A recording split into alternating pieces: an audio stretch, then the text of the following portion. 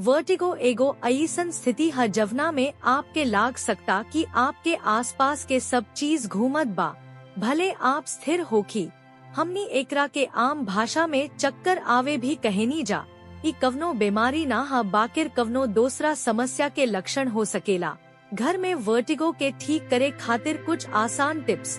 Vertigo के एगो मुख्य कारण पानी कम पिए के होखेला। ऐसे दिन भर पानी भरपूर पिए के चाहिए। पानी के बोतल अपना संगे राखी ताकि पानी पिए के ना भूली। संग ही आप अपना आहार में पानी से भरपूर खाद्य पदार्थ जैसे खीरा, टमाटर, तरबूज, संतरा, स्ट्रॉबेरी अवूरी नारियल के पानी के शामिल कर सकतानी। चिप्स, चॉकलेट, कुकीज अवूरी सोडा जैसन जंक फूड से परहेज करी। अईसन खाद्य पदार्थ शरीर में सूजन बढ़ावेला अवूरी खून के संचार के खराब करेला, जवना से वर्टिगो अवूरी बढ़ जाला।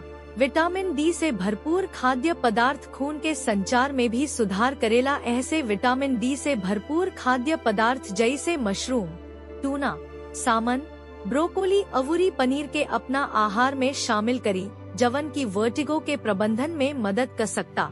अदरक वर्टिगो ठीक करे में भी मदद करेला। एकरा में मौजूद यौगिक के नाम जिंजरोल अवूरी शोगाओल खून के संचार में सुधार करेला, अवूरी तंत्रिका तंत्र के संतुलित राखेला। अदरक के कच्चा खा सकेनी भा अदरक के चाय भी पी सकेनी। चलल अवूरी योग जैसन साधारण व्यायाम से वर्टिगो से राहत मिलेला, काहे कि ए व्यायाम से शरीर के संतुलन में सुधार होखेला, अवूरी खून के संचार में सुधार होखेला। वृक्षासन, शवासन, बालासन अवूरी वज्रासन वर्टिगो के कम करे में मदद करेला।